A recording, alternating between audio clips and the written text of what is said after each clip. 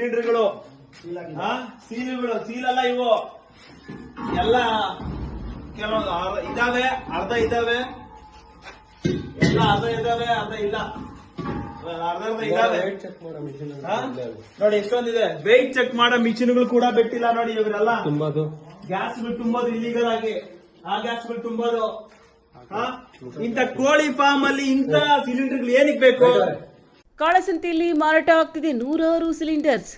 ದೇವನಹಳ್ಳಿ ತಾಲೂಕಿನ ಹುರ್ಲುಗುರ್ಕಿ ಗ್ರಾಮದಲ್ಲಿ ಅಕ್ರಮ ದಾಸ್ತಾನು ಮಾಡಲಾಗ್ತಾ ಇದೆ.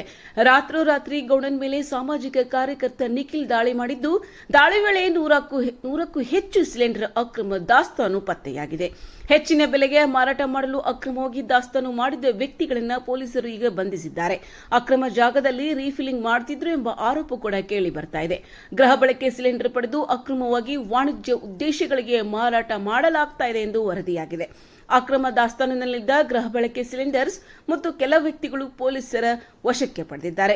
100ಕ್ಕೂ ಹೆಚ್ಚು ಗೃಹ ಬಳಕೆ ಉದ್ದೇಶಿತ ಸಿಲಿಂಡರ್ಸ್ ಸ್ಟಾಕ್ ಮಾಡಿದ್ದ ಖಾಸಗಿ ವ್ಯಕ್ತಿಗಳು ಈಗ ಪೊಲೀಸರ ಅತಿಥಿಯಾಗಿದ್ದಾರೆ.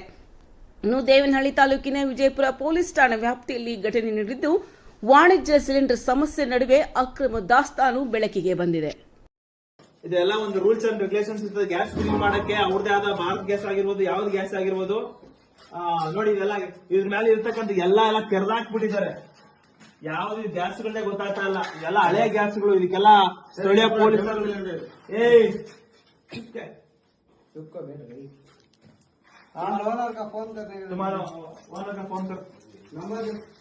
ಅಣ್ಣ ಪೊಲೀಸರು ಫೋನ್ ಮಾಡೋಣ ಮಂಜಣ್ಣ. ಪೊಲೀಸರು ಫೋನ್